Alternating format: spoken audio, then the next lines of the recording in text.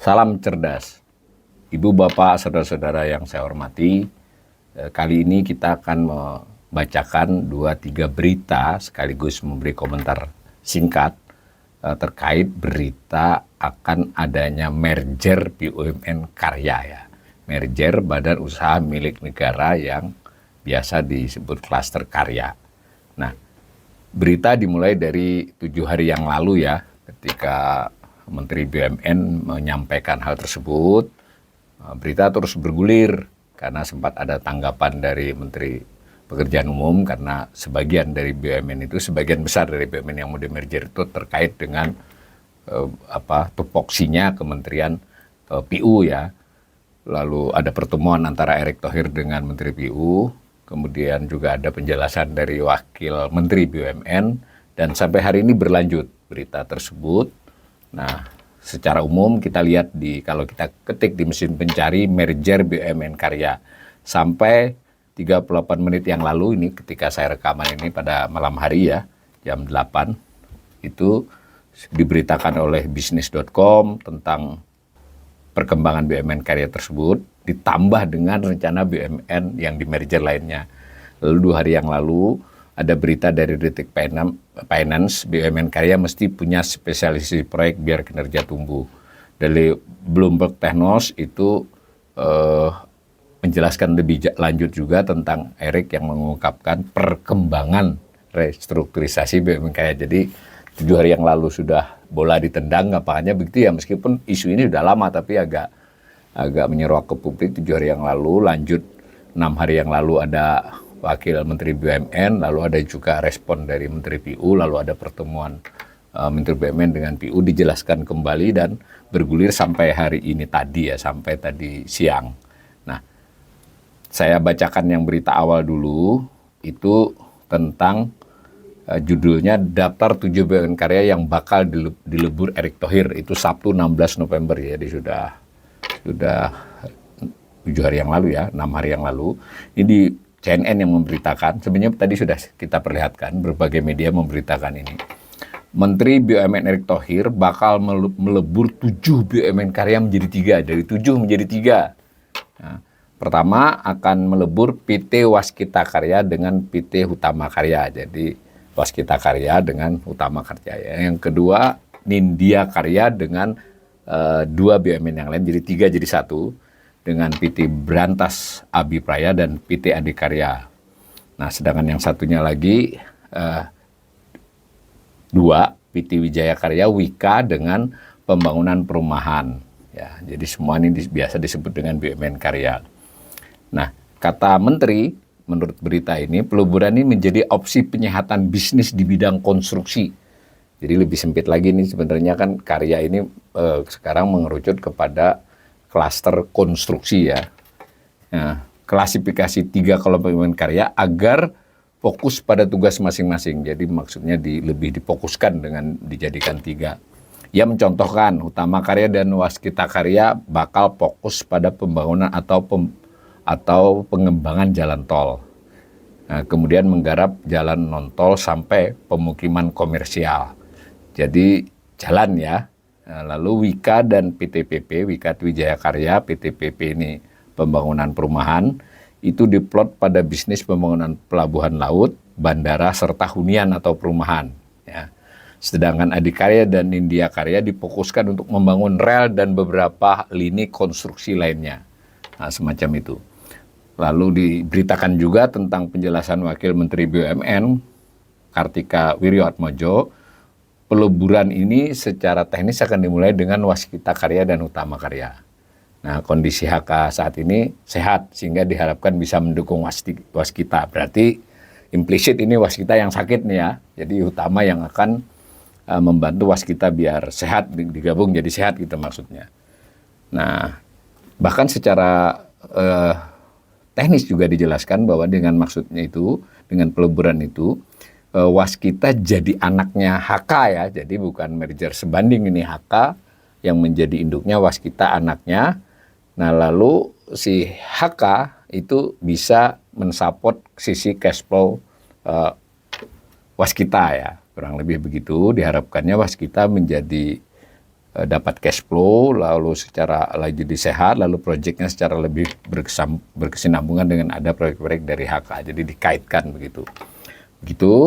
Lalu berita ini bergulir beberapa hari kemudian. Tempo memuat berita itu dengan mengutip beberapa dua orang kalau saya tidak salah di sini pendapat, terutama pendapat saya salah satunya sebagai ekonom, diberi judul oleh Tempo, merger BUMN Karya, usaha menutup masalah atau menyehatkan perusahaan negara ya. Jadi tadi cerita akan adanya 7 BUMN Karya yang di merger menjadi 3, jadi 2, 3 ya, jadi 3 BUMN.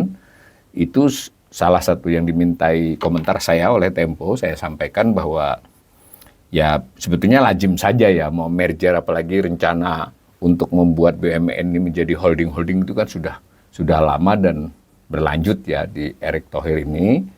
Kemudian terkininya ini di era Pak Prabowo masih dilanjut dengan mau memerger BUMN Karya. Cuma saya waktu itu memberi komentar bahwa ya boleh saja begitu, wajar bahkan, tetapi menurut saya mestinya betul-betul diperiksa dulu masing-masing BUMN yang mau merger itu. Kira-kira di situ di berita Tempo. Salah satunya kalau memang BUMN tersebut terindikasi sakit, itu perlu ada pemeriksaan khusus kalau menurut saya. Kalau perlu ada audit yang lebih khusus ya. Meskipun semua BUMN itu sudah diaudit oleh, baik itu kadang oleh BPK, kadang oleh auditor independen. Lalu si BPK hanya mereview dari auditor independen tersebut. Tetapi jika mau merger, apalagi kelasnya besar-besar begini, kalau menurut saya harus ada pemeriksaan ulang gitu ya, atau secara lebih khusus supaya kelihatan gitu yang sehat ataupun sakit. Ada yang kelihatan sehat sebenarnya agak sakit, ada yang sakit lebih parah sakitnya daripada yang kelihatan di buku. Itu menurut saya harus jelas dulu sebelum di merger.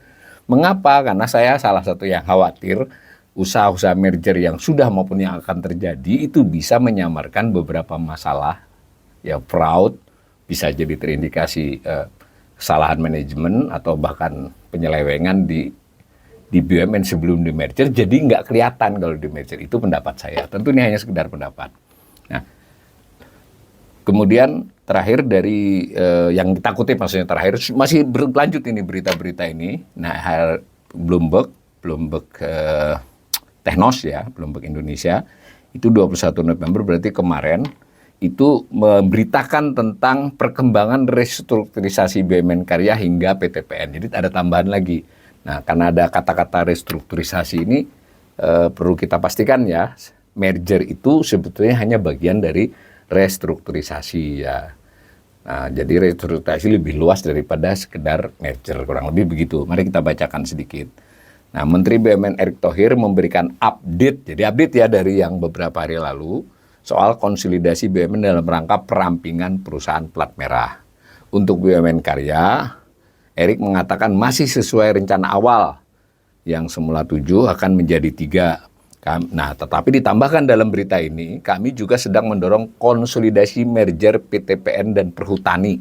Jadi ada 2 nih, PTPN Perhutani, sehingga ada lahan 2,2 juta hektar yang bisa kami alokasikan untuk mendukung program bioetanol, energi atau swasembada gula ataupun pengembangan lainnya. Ditambahkan juga ada rencana juga mendorong konsolidasi antara Perni, Pelindo, dan SDP. Ya, SDP ini Peri ya. Jadi ini juga kita tidak tahu nih apakah akan merger atau bagaimana. Tapi dari cara menjelaskan seperti ini, melihat waktu-waktu sebelumnya, ini dorongannya juga kepada merger. Nah, pekan depan kata Erick, berarti minggu depan, Erick akan melakukan mapping terkait penuntasan konsolidasi para BUMN tersebut. Nah, pasalnya ada beberapa yang tertunda. Nah, jadi dulu memang sudah ada rencana sebagian tertunda. Nah, baru yang sekarang masuk lagi ke era Pak Prabowo ini. Kurang lebih begitu beritanya ya. Saya kasih komentar. Memang rencana untuk mengkonsolidasikan BUMN itu sebenarnya sudah berulang-ulang ya sejak Menteri awal reformasi sudah begitu sebetulnya. Lebih kencang lagi pada waktu Bu Rini, ada upaya sebagian tapi tidak besar. Nah, zaman Erick ini memang yang paling banyak terjadi restrukturisasi atau merger. Dari sisi itu kita oke-oke saja ya, artinya masuk akal lah. Cuma tadi, seperti komentar saya yang dikutip Tempo, salah satunya, itu apakah merger tersebut benar-benar akan menyehatkan ataukah kalau membuat sakit mungkin sudah diperhitungkan ya, yang sehat bisa menggendong yang sakit seberapa, tetapi yang saya lebih khawatir itu adalah yang sakit-sakit dari BUMN sebelumnya itu sebetulnya ada kesalahan manajemen, bahkan mungkin ada penyimpangan, itu bisa jadi tertutupi kalau tanpa ada proses pemeriksaan yang lebih serius sebelum dia di merger. Itu yang saya khawatiri. Nah, salah satu contohnya kita bisa memeriksa misalnya laporan ini. Nah, ini laporan keuangan tahun 2023, kita bisa melihat laporan Wijaya Karya ya tadi ya, salah satu yang akan dimergerkan dengan Hutama Karya. Tetapi Wijaya Karya ini secara implisit tadi dikatakan deminya kan sakit, sehingga Hutama Karya yang diharapkan bisa menggendong dia, menyehatkan dia. Nah, kalau kita lihat sepintas ini saya ambil dari laporan tahunan Waskita Wijaya Karya tahun 2023 ya, ada 1076 halaman. Kita baca sederhana saja karena keperluan kita hanya komentar berita. Ini ikhtisar data keuangan penting. Nah, kalau kita lihat di tahun 2023 ini pendapatan bersih 22 triliun ya. Nah, ini memang masih naik dari 2022 yang cuma 21,48. Tapi lebih kecil dari 2019 sebelum pandemi ya, yang 17,22 triliun. Jadi pas pandemi merosot drastis, menaik sedikit 2021, menaik di 2022 cukup signifikan, menaik sedikit di tahun 2023. Tetapi kalau dibaca lebih lanjut, ada beban pokok pendapatan namanya cost of revenue. Jadi salah satu diskusi yang paling urgent adalah tentang cost of revenue ini ya, karena disitulah ada potensi cost yang sebetulnya kalau bahasa awamnya itu markup atau mengada-ngada ditambahkan. Nah, kira-kira begitu. Tentu pemeriksaan keuangan harus lebih luas dari itu. Tapi ini indikasi awal. Kalau kita lihat cost of revenue-nya di 2019 itu 23,73 triliun. Tetapi karena pendapatannya 27,22 triliun kan masih laba kotornya sudah masih 3,48 triliun.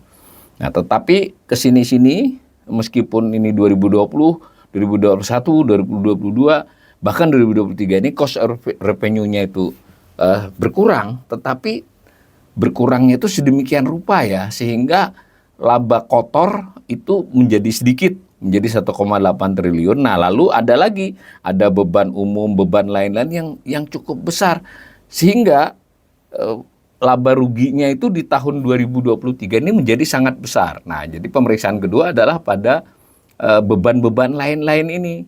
Nah, kalau dilihat dari beban-beban yang ada kata-kata beban lain-lain nih, bayangkan beban lain-lain di 2019 itu hanya 37,71 miliar. Naik menjadi 2,38 triliun, lalu menjadi 1,25 triliun. Nah, di tahun 2023 5,4 triliun. Ini ada catatannya ya, tapi karena ini kita hanya komentar berita, ini ada di laporan keuangan apa yang dimaksud dengan biaya lain-lain. Akibatnya di tahun 2023 ini terjadi kerugian hingga mencapai 7,77 triliun sebelum pajak penghasilan. Nah, setelah pajak menjadi 7,82 triliun. Nah, sebelumnya selalu laba. Jadi lompatan ruginya cukup besar. Nah, tadi di cost of revenue-nya sudah terjadi peningkatan, tapi masih nggak seberapa. Lalu di beban lain-lain. Nah, ini beban lain-lain ini ada di penjelasannya. Kali ini kita hanya sekedar membacakan, di laporan ini terlihat. Intinya ini hanya contoh dari tadi mau 7, meskipun yang lain tuh kelihatan laba, kita juga harus lihat tuh cost of revenue gimana, lalu beban-bebannya apa saja, dan ada rasio-rasio juga kan. Nah, sebaiknya hal-hal seperti itu, kalaupun tidak langsung ke publik, minimal di DPR terjadi pembicaraan yang terbuka untuk umum, supaya orang-orang bisa mengawasi. Jadi jangan sampai merger BUMN ini adalah salah satu cara untuk menyamarkan, bahkan menyembunyikan kesalahan-kesalahan kelola di masa lampau. Dan kalau itu dilanjut, nanti di depan pun akan terus begitu. Demikian ya.